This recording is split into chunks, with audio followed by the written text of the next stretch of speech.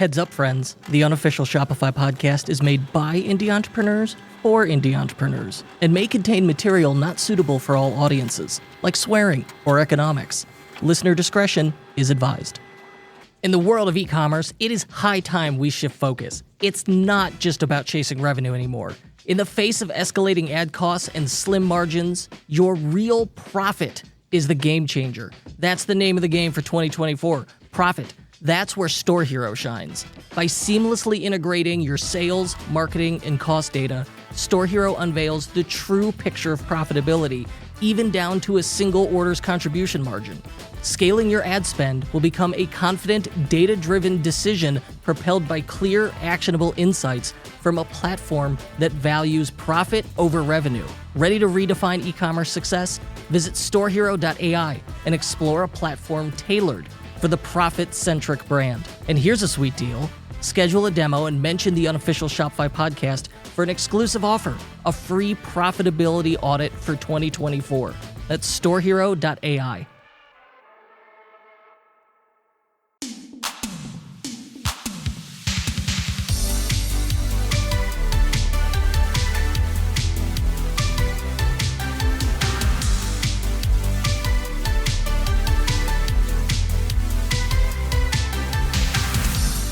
My friends, I turned 41 shortly this year. I turned 41. And I have been involved in e-commerce since I was a teenager. It's like I was doing retail arbitrage before I knew it was called that. I was flipping Furbies on eBay. Was how I initially got into it. And it just stuck with it over the years. And so digital marketing, e-commerce, the internet, right? These things have all been with me for over 20 years. If I often wonder if I had to start over or if I had to start later, would I have taken the same path? Would I be able to? Would I want to? And of course, I don't know, right? Like growing up with it, think about it. It seems normal to you. If, as an adult, if I'd never been exposed to e-commerce and I just went like, oh, I'm going to get into e-commerce, I don't know. It would be harder, I would have to imagine. And our guest today had this experience. He went from being a New York firefighter to a digital marketer to learning the tools, learning the industry, the trade, and helping run Shopify stores. And so our guest is Johnny Hickey, who he's got perfectwhitetea.com is the site he works on along with his wife. Oh, Johnny, welcome. How are you doing? I'm good. I have to point out that Jen Menchaca and Lisa Hickey are the founders of the store. I just do the marketing. Glad you clarified that. I don't want to steal entrepreneurial glory from someone. That's horrible. Yeah. You were a New York firefighter. You're retired from that now. How long ago did you get into e-commerce and digital marketing? For 2017, I started reading some books on Audible. I think 4 Hour Workweek was one of them. And I was like, wow, wouldn't it be cool to have an e-com business? I was in real estate. I was a fireman, but I also had my own business, which was the real estate business. Very hands-on and in-person. So I started to read some stuff and look around and I was like, oh man, e-commerce is so cool. No toilet bowls. Nobody calling you on Sunday night at 10 o'clock like the tree just hit the house. The electricity's out. The police are here. Can you help me? None of that stuff. I was like, this sounds cool. What's funny is I thought you were talking about being a landlord. I did not put together that with was that firefighter experience or landlord experience? I bought my first house in 2006 and it was a disaster. So I ended up having it was a financial disaster because of, 2007 and 8 financial crisis. I had to move into the sub cellar in this house and rent out all 3 floors. And one of the floors was already below ground. So I was underneath 14 feet underground to financially make it through that time. And so I stumbled into being a landlord and I kept at it for, about 12 years or so, 13 years. But all right, so 6 years ago, you read 4 Hour Workweek. What's step 2? How does that lead to getting into e-commerce? What was your first venture here? I was taking a stab at a few different things and nothing was really happening. Try things out. I started looking around for products. In 2019, I finally had enough time because I had sold almost all my real estate to start to dabble. And my wife had a website at the time. She's in fashion. She's always launching businesses. So she had a website at the time for a small general store with a couple of thousand SKUs. And she turned that over to me to do some marketing. It was a Shopify store. And I was like, oh, this is really cool. So I started trying to make that store do revenues. What did the store sell? What was it? It sold women's clothing in the contemporary market. It was in Katona, New York. And the store, I would say, they had a couple of items under $50, but for the most part, most of the items would be $80 to $300. She would sell t-shirts, denim, some outerwear for the winter, and then cards, socks, some small jewelry items, sunglasses. And this was brick and mortar, but not online. She put it online for me. That was your first real, like, I have access to a running e-commerce business. What's this first experience like? So it was a little frustrating. I was beating my head up against the wall. She'd have a little success locally with our customers just going online and buying stuff. So because of that, I would pretty much filter through the results and be like, who didn't hear about us locally?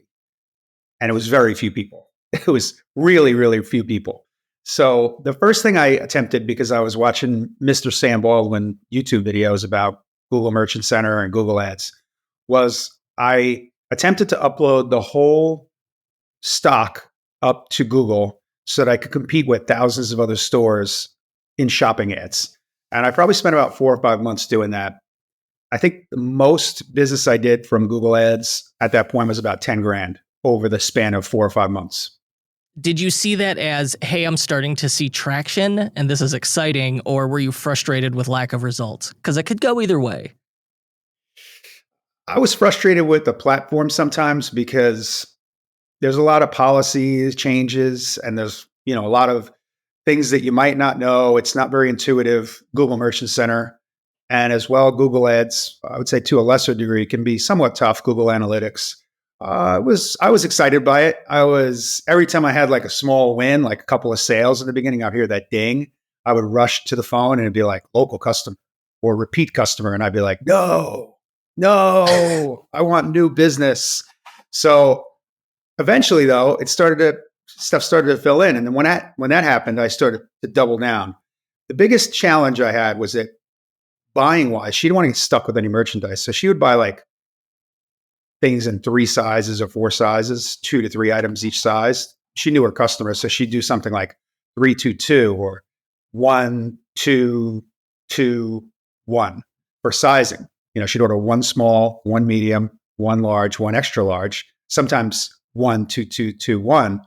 And so when I would sell those items, I had to start with a brand new listing. I didn't want to use anybody else's pictures, so I was having my wife take pictures all the time. And she was busy. She runs like 3 or 4 businesses. So she'd be frustrated, me asking for new photo content. If you were able to start getting those sales, were you able to convince her to be like, hey, we could stock more? It sounds like the initial hurdle was like, just get her to buy more inventory and have faith. She wouldn't. She refused. It's a seasonal business, what she's in, contemporary.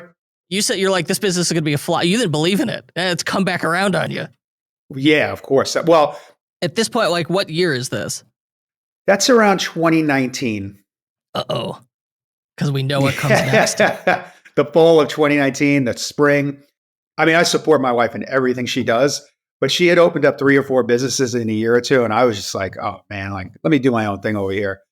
And I liked the photo business. So I was really pushing that. But then she came up with this t-shirt brand idea. And I was like, whatever, you do this. I'm going to take care of photo over here, which was the brick and mortar store.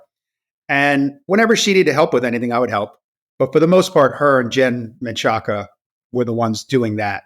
I never expressed to them doubt, but I certainly had a lot of doubt in what they were doing. Oh, no. That's how but you were starting. So you were assisting with that other store, Fado. What year do they start up Perfect White Tea? This is because this one really eclipses the first, right? Yes. Okay. In 2019, they launched Perfect White Tea, and I was working on several stores, other stores that my wife had introduced me to people. I was kind of dabbling with stores, maybe doing $20,000 a month or $50,000 a month. I was consulting on them. I was offering them advice. I was tinkering with the stores.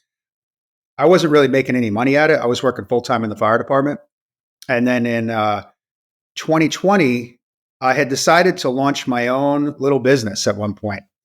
And the reason was because what was going on in early 2020, we get these like little meetings in the fire department sometimes from law enforcement organizations, and a national law enforcement organization, a federal law enforcement agency, had briefed us that there was a virus around and that it was going to be probably going to be something to worry about. And when I returned from this briefing that was at fire department training grounds, I went to the firehouse and opened up this locker and noticed that we had almost no masks. So I made a quick phone call to the place that we get our masks from, another firehouse, and I mentioned it to them, and they said, we'll call me back. And, I don't remember the exact conversation, but basically a couple of days later, I heard back from those guys, and it was like, we don't have any. Nobody has any. So I was like, oh man, this is, I told my boss, told him about it. But then when I went home personally, I started looking on Amazon and Google and tried to find some. And then I went to a small entrepreneur's website called Fastlane Forum, and I found a guy who had access to masks. And so just based off the fact that you couldn't acquire them immediately, you already had the sense that these were going to be in demand. What was the driving force behind trying to source masks? I don't watch TV. When you're in a firehouse, there's TVs sometimes. And I would walk through rooms occasionally and hear guys, while they were talking, people were talking, the news would be in the background. And we were hearing a little bit about the coronavirus from the news. And I had known this briefing. And I also know that the city of New York has tremendous resources. So if the fire department in the city of New York doesn't have any masks, that means that that's a big problem.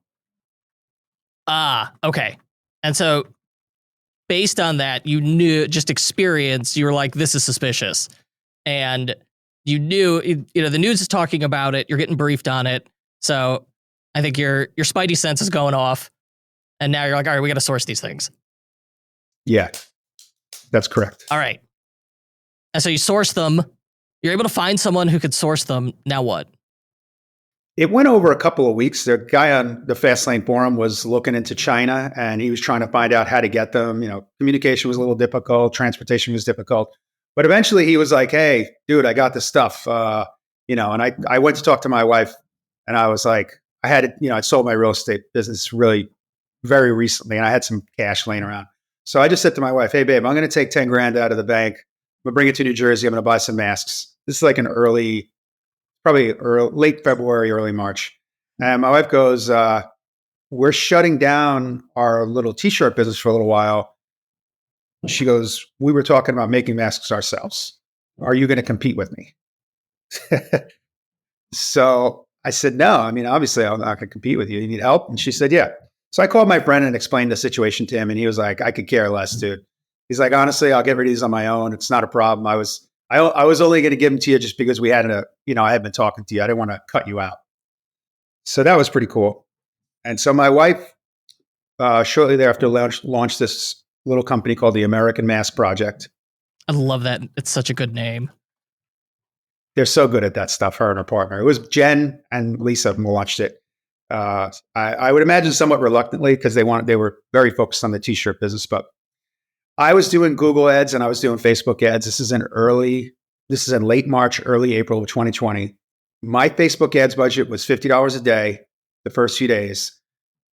And I was spending about $3,000 to $4,000 a day within a matter of weeks. It's a little fuzzy, but I would say within 30 days, I was spending $4,000 a day. Is it profitable? Yeah. We're making them ourselves, and, it's sewing machines set up and fabric set up, and it was extremely profitable, I would say. But we made it cheap. We made them as cheap as we could. We sold 2 masks for $10, which was, when I pulled up Amazon, that was like the going rate at the time. Our masks was fabric. But there was Amazon had a lot of fabric masks at that price. And we were just like, we'll just make it at that price. Our core thing was just to keep in business, just to keep the sewing machines running, because we had sewing machines, and to keep the workers working, and to keep the store, my wife's store, would have an ability to have people delivering and unpacking boxes. What month was this? This is March and April of 2020. Oh, okay. Yeah, that's when we're like peak uncertainty. We're like, what's going to happen here? No one knew. Yeah. You're right. It was like just anxiety, uncertainty, and let's keep busy. Where were they selling these masks? So my wife has wholesale distribution all over the United States. So she was selling these masks to small retail stores all over the country. We had a Shopify site. We shut it down probably September of August of 2020. They were really set up. But once there was enough people doing that mask business, they were just like, let them do what they're going to do. We're going to do what we want to do, which is t-shirts. So they moved quickly back to t-shirts. I would say by July of 2020 or June even, they were already ramping down and saying, we're walking away from this. And I was like, wait a second, you can't do that. I'm doing $80,000 a week here. It was like, for me, it was like a dream because I'm reading all these books about big numbers and running Facebook ads or running Google ads and hire a professional. And I'm doing it myself and I'm crushing it, So I was like, no, I'm going to stay here and do this. And eventually there was just nothing left. They sold all of the product to Amazon, and Amazon did SBA on the remainder of it, sold by Amazon. And I was just standing there like, wait a second, get me more product. My website's still doing good. And I wasn't getting paid for this. I was doing it for free. I was in the fire department at the time. So really was just deriving a lot of pleasure from it because it was like a hobby to me. Those numbers and that success, it's addictive, like the cha-ching, the profit, all of it. It flips that trigger in your brain. You get that dopamine hit. You're like, I got to keep going. 100%. I love that. I still have the ding on today. I've never turned it off. The classic, the cha-ching noise. Yeah. If I go to the supermarket, if I go to the funeral, families, dinners or whatever, I'll have it in my pocket on buzz, but I still have it. I know people say they're like, one day you'll turn that thing off, but we've had 4,000 orders in a day and I still have it on. Oh, I assume it was just continuous. Yeah. I could care less. Like, I just want to know what's going on. I'll be honest with you though. I understand why people want to shut it off, but for me, if I don't hear it going, I go to the website, and there's been times when I went to the website, something was broken. And so there might be an app one day that will relieve me of this, but I have like a trauma situation, personal trauma from running ads with low 5 figures spend in a day, and there's something broken on the homepage. So your conversion rate goes to like 0.25. And you just blow money like out of the window. So I keep it on still. I think there is an app for this. All right. It's $100 a month. It's called Uptime. Automated store tests. I heard of it. Oh, it starts at $29. I think I spoke to him on Twitter, that guy. I think he's on my list of things to implement. Seems like a cool guy. It's a great idea. Assuming this is the same app, I think this is Taylor Sicard's app. Yeah, that's him. I've spoken to him. Yeah, okay. I've talked to him by DM. And that's the old adage, the recent old adage, which is there's an app for everything. As we ring in the new year, did you know that over 90% of Shopify merchants won't hit their maximum revenue in 2024? Ugh! That's because they're killing their conversion rates by using outdated landing page designs and default templates. You work hard all year, and you deserve to realize your dream of owning a successful store. But without the right tools, it's like running a marathon with lead weights tied to your feet. That's where Zipify Pages comes in.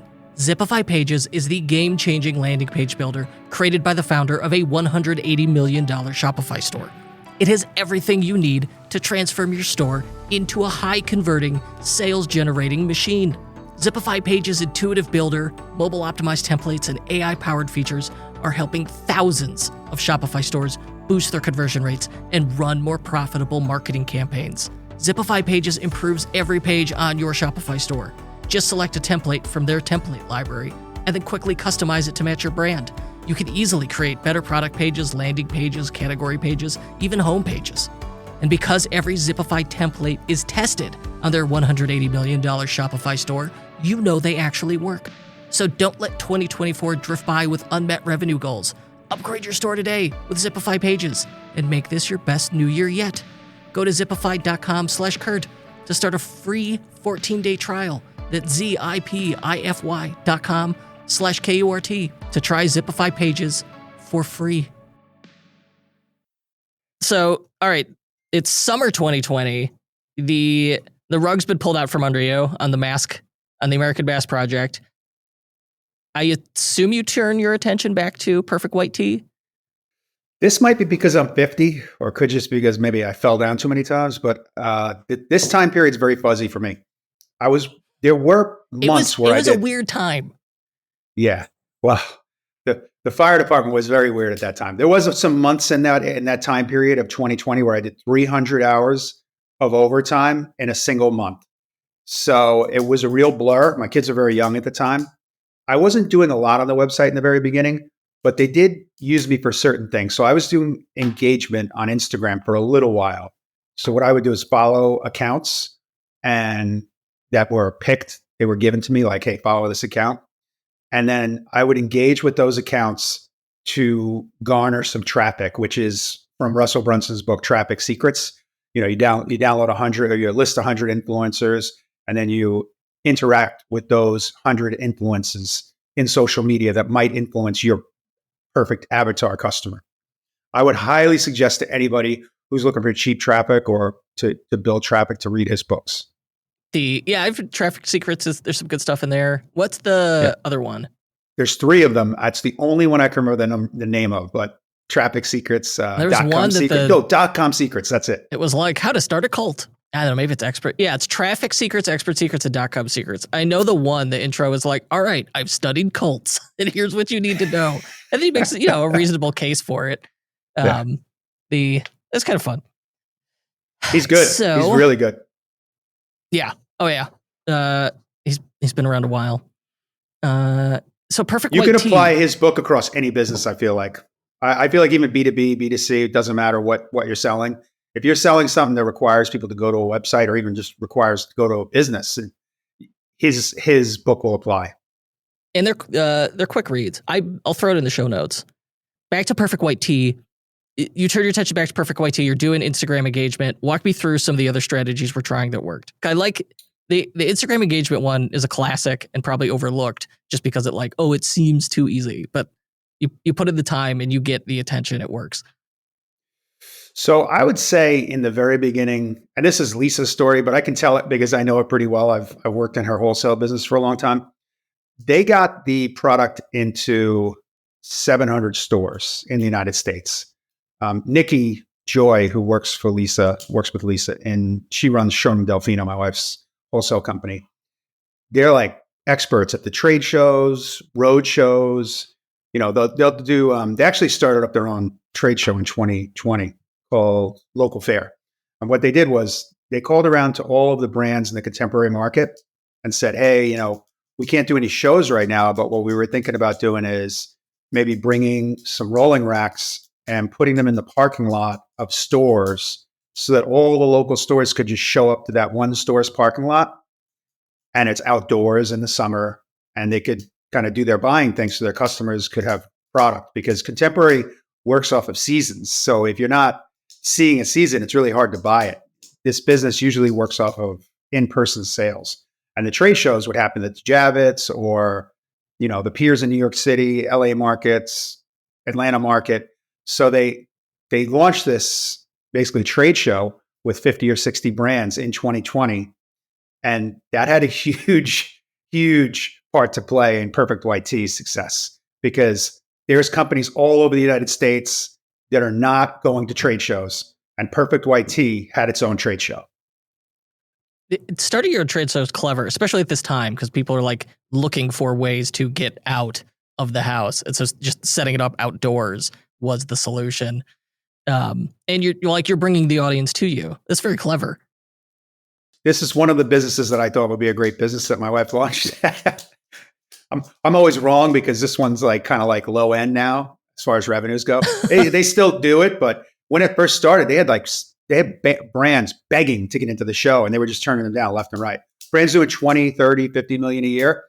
Brands that have been around 10 or 15 years, brands that sell on Nordstrom and, Bloomingdale's and Saks Fifth Avenue. They're like, nope, no room for you, sorry. And they had 60 brands in the show, and they were like, that's it. It's too big. We can't do it. We can't go beyond this core group of brands that were in the very beginning. So any of the brands that came later, they were like, no dice. Huge denim brands in the United States that are, doing $50 million in sales a year. They were like, nope, can't come in. Perfect YT, what are you doing? What marketing, what engagement strategy, what are we doing to grow this thing? Because I know you start getting a CRO. So I was looking at the site. I was tinkering with maybe the returns, frequently asked questions, product pages. They didn't give me a lot of things to work on in the beginning. They weren't like, yeah, go ahead and do whatever you want to do. They were very protective of this website. But I was reading stuff and I always come up with ideas like, hey, let's try this, let's try that. They're like, no, I'm not doing any of that stuff. And then by the fall of 2021, or actually in the summer of 2021, they started to bring me back in again. They had employed an agency to run Facebook and Google ads, and things weren't going so well. Sales were great, but they had gone up and down in a short period of time. They hit six figures in the first 7 months of sales in a single month. And they hit $1 million they hit $1 million in like less than 7 or 8 months in sales. And that's in DTC. They had already sold over $1 million in wholesale. So now they started looking at like mid 5 figures monthly, and they're like, what's going on? We had a 6-figure month in January. How is this possible? So they brought me in to take a look, and I started looking around stuff. And, I was listening to a lot of your podcasts at the time. So I think I was listening to Facebook. You had a Facebook guy on there in like August or September. Maybe it was a woman, I think. It's somebody talking about Facebook ads that I listened to in August or September. So it was an iOS type pod.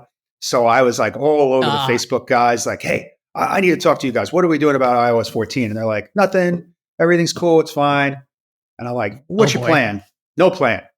So I started looking at Facebook ads, and then I took Facebook ads away from these guys. They're good guys. Looking back, I gave them way too much of a hard time. But I also, it was my wife's company, and they were charging like $5,000 a month to do work, and I'm free. And the year before, I was doing $80,000 a week in sales on a brand new website. So I was like, I could do this. Anybody can do this. This is easy. So you got in like right when it was shooting fish in a barrel. You still needed to do everything right, but when you checked all the boxes, it just worked.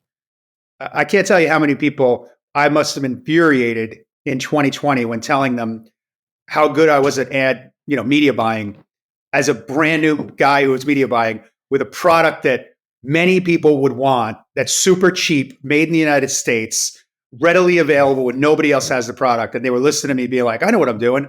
These media buyers must have been like, what an idiot. This guy's just headed for the rocks. And, thank God I always listen to people. And, I did struggle with Facebook ads after that period of success. I did struggle with Facebook ads. I did struggle with Google ads. Fortunately, I would go back to Reddit, was my old source of information, Reddit pay-per-click, Reddit Google ads, Reddit Facebook ads. And I would be in there like, hey guys, sorry I was such an a-hole last year. Can you guys help me out now? And they were very generous to me. The community was very generous with knowledge. And so in the fall of 2021, we were doing high 5 figures monthly. My goal was to break 6 figures a month. And I think I mentioned it on Twitter. You had Chase Clymer, right? Is it Chase? No, Chase, the email Chase Diamond. I was listening to his episode about email, and he's got all these high-level strategies in there. To me, high level. Even today, they're high level to me. But I was like, oh my gosh, I got to do this. So I open up Klaviyo, and I'm like hitting the keys. Oh, this is hard. I don't know what I'm doing over here. And I was trying to send out some emails. I was struggling. So I turned to the in-house team that we had at the time, was supplemented by my wife's crew in wholesale, which is like a dozen people. And, they're all 20, 30-year-old women, 20s, 30-year-olds women who are adept at marketing and sales. So I was leaning on them heavily to help me out as a 50-year-old guy who's a fireman, used to swinging, an axe and a maul, used to breaking stuff for a living. Like, can you help me with this stuff? And they were helping me, but it was a little slow. So I went to Fiverr, and I probably should have just reached out to Chase Diamond, but I was cheap. And I went to Fiverr, and I found a guy who did all the work for about $500, set up all my flows for me. And we started seeing revenues almost immediately. So I was like, hey, can you do campaigns? And he was like, I'll do it for $2,000 a month. And I'm always like very free with money in the beginning. So I'm like, yeah, we'll give it a shot. This is October of 2021. And he sent an email, and it did like $30,000 campaign email. I was like, holy cow, I found the holy grail over here. So in November, we did about 5 times our normal amount of money that we had been doing up to that point, which obviously is Black Friday. And December was like this is where the buck stops. What happens in December? We did $100,000 just in email, Klaviyo attributed. So I'm sure that it's not all, but our revenues were 3 times what they had been in September and October each month compared. So it was obvious that email was. Were you just not sending emails before? We sent them, but we didn't have any flows set up that were, I would say, branded. I had those Klaviyo flows that are just like, you left something in your cart, sir. Yeah. Like a little picture. Excuse me, miss. You dropped this. Yeah. So this guy, Timmy, his name is Timmy. He does branded emails. He's like, gets the brand voice down, and they're really beautiful emails. So he's sending this stuff out. He's got like, I don't know what the core flows are, maybe 6 or 7, something like that. And 3 or 4 emails in each flow, and strategy, he's executing like a marketing strategy. Like, we left this in your cart. That's the first email, blah, blah, blah, blah, blah, in perfect YT speak. Second email is, hey, you left this in your cart. We really want you to come back. Here's 10% off. Later email, like 4th email might be 15% off, last chance. So we started to see crazy revenues coming in from email. And I immediately took all that money and put it into ads. You saw the email success, took the profit or revenue from that, and you're like, that's just my new ad budget now?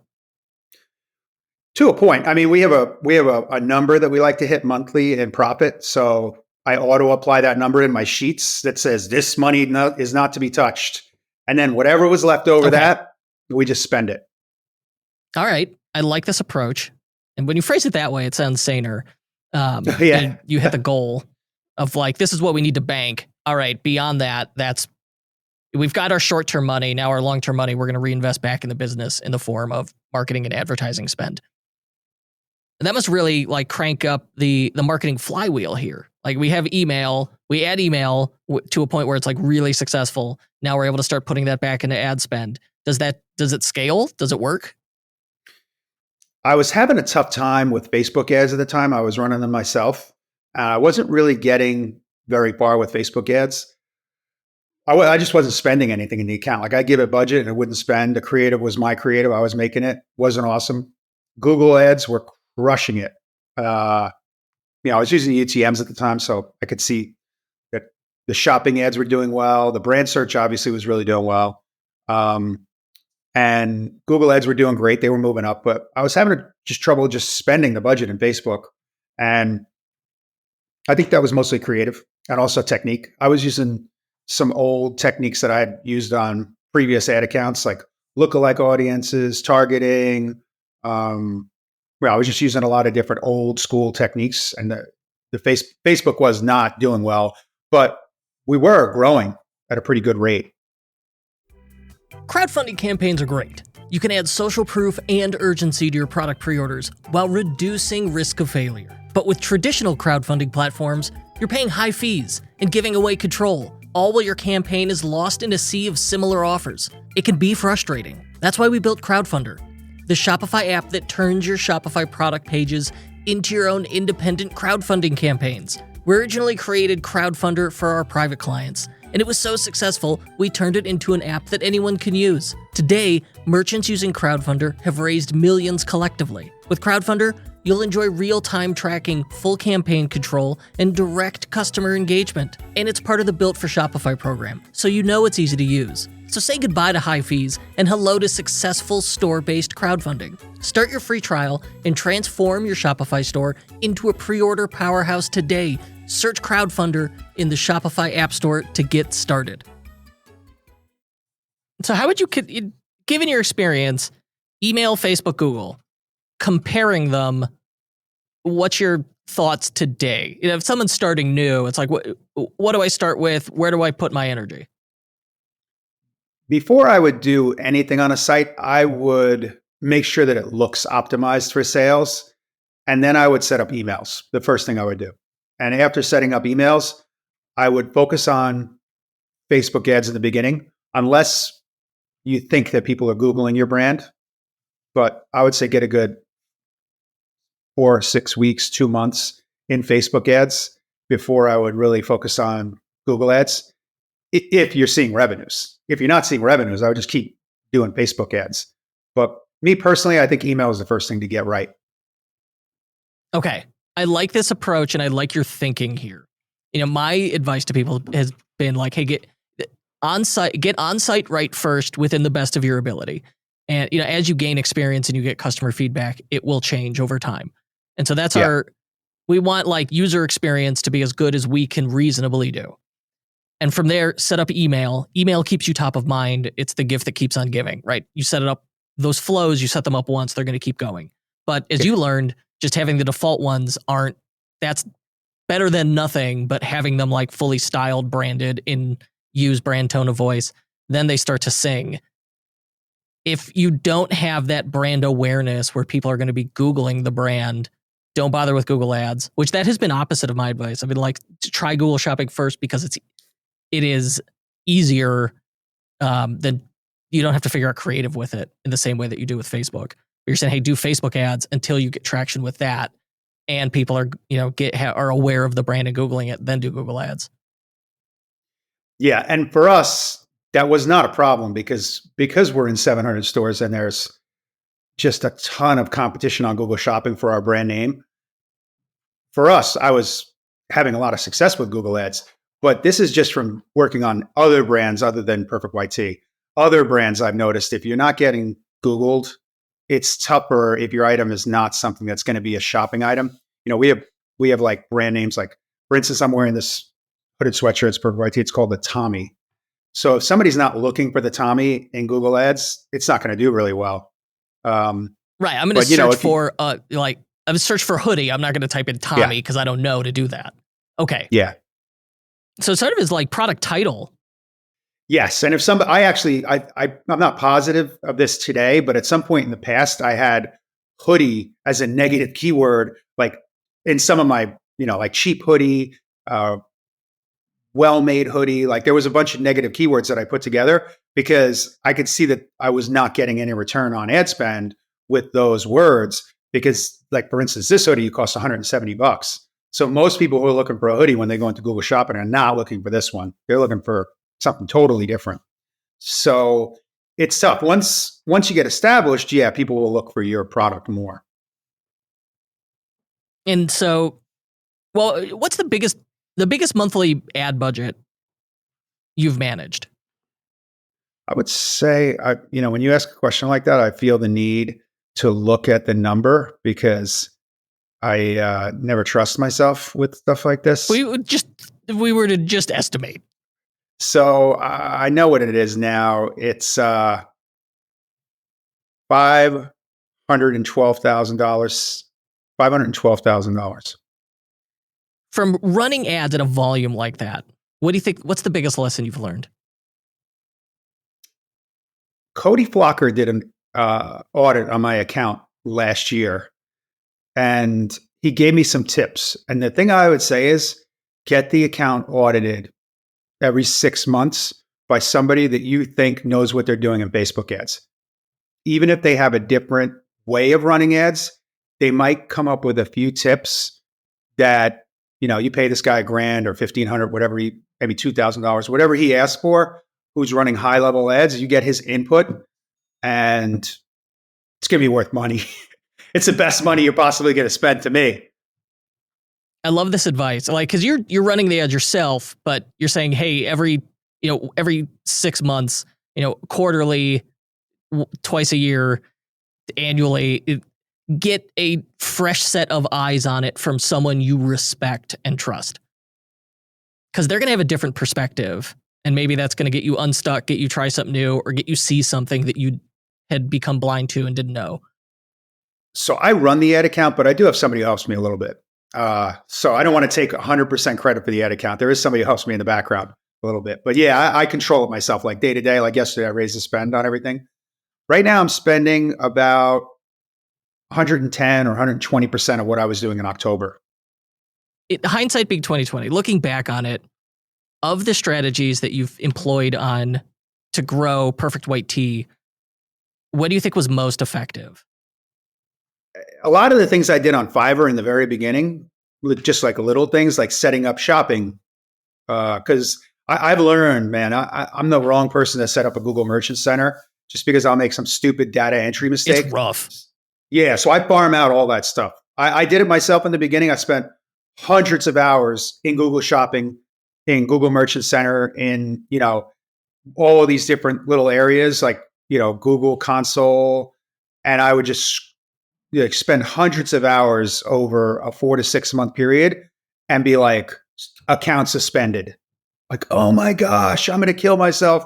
No, I'm not going to kill myself, but just like extreme frustration. So I would say oversee things, but if you're not really good at something, get somebody else to do it. Get somebody maybe not who's expensive at it, but somebody who's experienced at it. Smart. Yeah. I mean, otherwise you're just like banging your head against a wall and you're not getting anywhere and you're frustrated. So knowing what you're not good at and then farming that out, always good advice. 3 things that I can name right now that frustrate me: Pinterest ads, TikTok ads, and SEO. Not on-page SEO. I'm good with that. I love SEO. On-page SEO. Interesting. Yeah, I do the on-page SEO myself. I love to do it. Like anything inside of the website, but the backlinking and all that stuff, just because Google's always changing their policies, I do zero SEO now, off page, like backlinking, blogging, all that stuff. Nothing. I do nothing of it. And Pinterest and TikTok ads, just sheer frustration for me. Maybe it's just because I'm old, Pinterest, maybe because I'm a man and maybe women are better at it or somebody's better at it. I had this guy recently tell me on Twitter about Pinterest ads, and I was like, no way. I'm not going to do that. I spent a ton of money and a ton of effort, and I got zero out of it running UTMs, like looking every day for like 4 or 5 months. TikTok ads too, spent like high 5 figures in a 4 to 6 month period. Very little to show for it. Ouch. Sometimes it's good to know what doesn't work, but have you messed with TikTok Shop at all? Everybody's talking about it. Everybody's talking about it. I'm like, oh man, I hate that platform. I have a TikTok account myself personally, and the brand has a TikTok account, but we've done 50 or so like TikTok ads that we created just for TikTok, and they bombed. And we've done a ton of content on TikTok, just organic content, and none of it's really done awesome. So at this point, I'm like, okay, cool, move on. Not my thing. Yeah. Yeah. It's a lot of, like any of these platforms, it's trial and error. What we have seen with TikTok Shop is for the people where it worked, where it resonated, the juice is worth the squeeze. And I say that because it's like, oh yeah, you're getting daily orders through it, but also the integration, and I'm sure it's going to get better, but at least the initial integration was rough. Just a lot of frustration and gnashing of teeth as people get up to speed with it, but still, willing to fight with it and work through it because they were able to get orders with it. We got a few people who are like, this thing's going to make me crazy. Also, it gets sales, so I'm going to keep fighting it. So I remember the integration was a little rough. It was a little weird, like hokey. The program, the platform interface is a little odd, maybe not that difficult. It was just like not intuitive. But I wasn't even talking about that. I was just talking about getting 50 videos created that cost, a good amount of money, edited, set up, everything's done. Takes, 45 days to start getting one video from the day that you start paying people. Takes about 45 days till I got an ad that I could run. And just the level of frustration with watching the UTMs and seeing nothing come through. I was like, oh my gosh, this is money so much better spent on Facebook. But I am curious about their new setup because I see all these guys talking about it. I've heard crazy stories of like their TikTok is giving 20% off on orders, but they're putting that money up themselves. So that's interesting because anybody who's going to do that, like, maybe this is something. Maybe we could figure this out. So yeah, I'm interested and I'm watching it.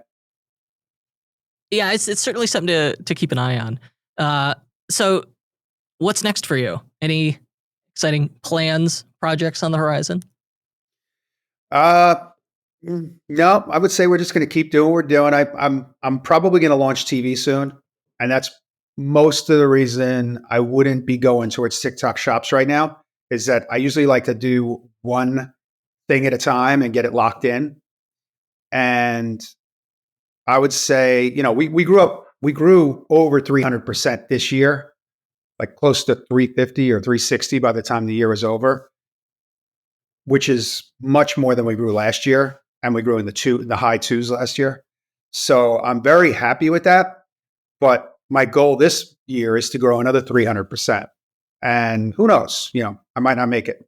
I've set goals before in the past that were ridiculous and I got them. And I've set goals before that weren't that spectacular and missed them. I usually don't let it affect my personal life too much or my happiness. I'm just like, whatever, it's a number on a wall, just erase it, put a new number up, no biggie. You are probably wiser and more mature than I am. Like missing goals, running into frustrations like that, just brutal. Yeah, I got to be careful with it and be aware of it. I don't give up so easy though. I had a goal on the board this year. I hit most of the goals that we had set, but I had one goal this year that we have not hit yet. It's an overall number for the year, and I'm very close to it. But obviously, I track everything by day, so I know there's very, very little chance of me hitting it. I have to go crazy numbers before the end of the year to hit that goal. And, it's maybe like 6 figures. I'm 6 figures away from it, low 6 figures away from it. So the last 5 or 6 days, I just been plotting and scheming about how I could hit it. And we don't do a lot of discounts, so I can't do a sale. So I came up with a couple of ideas. TikTok shop. I have to have videos. I don't have any content. That's the problem. We do all of our content in-house. We don't use UGC whatsoever. My wife used to take all of the pictures and her partner used to take the pictures. And now we have one of their friends who takes all the pictures. She runs all of our creative in-house. So we're not video people. So we're kind of locked into what we have. But yeah, maybe it's a thought. Maybe I get off the phone and just say, hey, let me spend 2 hours on our TikTok account. I still have the ad account. I think they suspended it for a little while because I'm not using it, but I probably could get it going again. That, something to try. Man, there's so much in here to unpack. I appreciate the advice. I appreciate your candor and honesty with your experience. It's interesting and inspirational. Johnny Hickey, thank you so much. You got it, Kurt. Thanks a lot. Thanks for all your help in my early stages, man. I was listening to Tech Nasty and I got, I listened to so many of them. There it goes. I was sick of the sound at one point. I was like, oh my gosh, I wish he would stop doing that. But I kept listening and I got a lot really out of it. Eased off. So tell me, it helps me remember what it was like in the very beginning when I did not have a Shopify site and I was thinking about how do I get a Shopify site? Because I remember hearing it for the first time and being like, your pod, not the technician. But I heard about it and I said, man, how do I get my hands on a Shopify site? And then my wife's like, I'm thinking about putting some of the content online. What do you think? And I'm like, Shopify. So you actually influenced which platform I ended up on. Oh man, that's what we love to hear. And what's funny? The whole time I heard that ding going off in the background. Yeah. I heard the ding. So easily entertained. I'm so easily entertained by just that simple sound. That's one of the secrets to a happy life is appreciating the little things. Johnny Hickey, thank you so much. Thank you so much, Kurt. Thank you.